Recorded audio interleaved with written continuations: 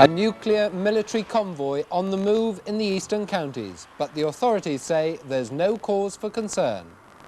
The crossbow victim left for dead. As this swan fights for its life, a reward goes out to catch the callous culprit.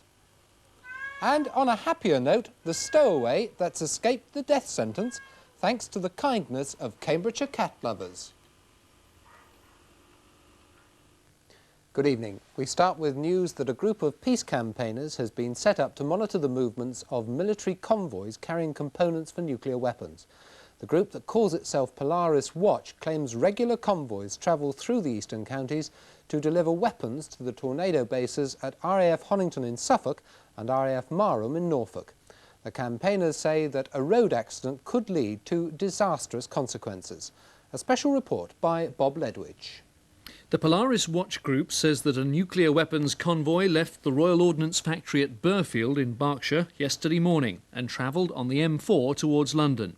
They claim the convoy skirted the capital on the M25, then headed into our region using the A1, A505, A45 and A11, reaching RAF Honington in Suffolk by mid-afternoon. Look East filmed the convoy on the A45 dual carriageway near Newmarket. A Ministry of Defence spokesman told me today he could neither confirm nor deny these vehicles were carrying nuclear weapons or components for nuclear weapons. Ministry policy is never to discuss military convoys or the routes they take. This convoy included at least one fire engine as well as a police escort. RAF Honington was the destination at the end of a 130-mile journey. Nuclear-capable Tornado strike aircraft are based here. Michael Stonard is coordinator of the new East Anglian branch of Polariswatch, the group which claims to monitor movements of all nuclear weapons. He says the convoys bring refurbished warheads to RAF Honington and that the traffic is highly dangerous. If you wait long enough, then an accident is going to happen, and there are very real dangers associated with the movements of these convoys. For example, they travel at normal road speeds. Should a convoy get into an accident with a tanker carrying highly inflammable chemicals, it could cause an explosion. Mr. Stonard admits that there couldn't be a nuclear explosion, but he maintains that there are still major radioactive risks. There is conventional detonator around the nuclear core. If that went up, it would cause a conventional explosion which would blow up the warhead and could lead to plutonium, radioactive plutonium, being scattered over a wide area. In America, they've estimated up to 28 miles. Nevertheless, there have been no serious accidents involving these weapons, so why are you starting to monitor their movements now? As I said, if you wait long enough, an accident is likely to happen, and what we're trying to say is that the risks of nuclear weapons aren't just that there may be a war, we may be a target, but that in peacetime they are being carried around, they are very dangerous, and the public has a right to know that that's going on. The group is watching two tornado bases, RAF Honington and RAF Marham in Norfolk. Members claim they've tracked nuclear convoys to both of them. The leader of Suffolk County Council, Christopher Penn, told me that he was satisfied with safety measures for these convoys. The council doesn't expect to be informed every time a convoy comes onto Suffolk roads. He accepts that the RAF and local police take all necessary precautions. The police themselves said they weren't prepared to comment on this kind of traffic.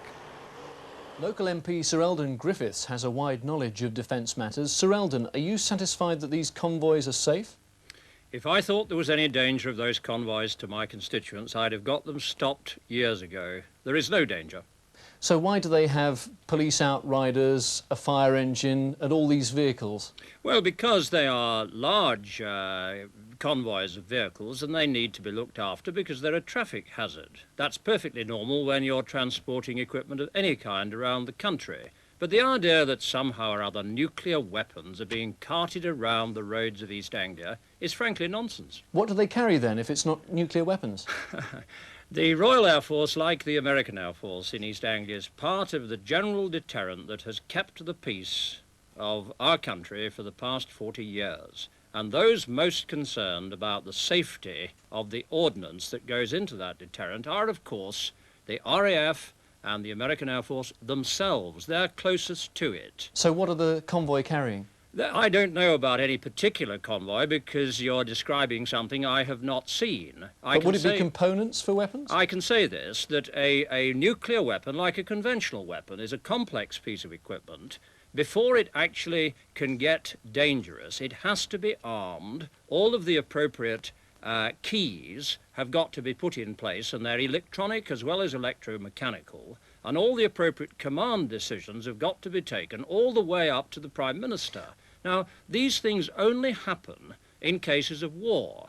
And what the Royal Air Force and the American Air Force are concerned with is simply the carriage around of the ordnance, which is inert, and therefore there is no risk of explosions to the civil population. So what is ordnance? Ordnance is the mechanical equipment that goes into the bomb or the weapon that is for use. Now, it may be nuclear, it may be conventional, but I would remind you of something else, that the Royal Air Force and the American Air Force tend to move most of their kit around by air, and only a small proportion, in fact, is moved by vehicle. Sir Eldon, thanks very much indeed.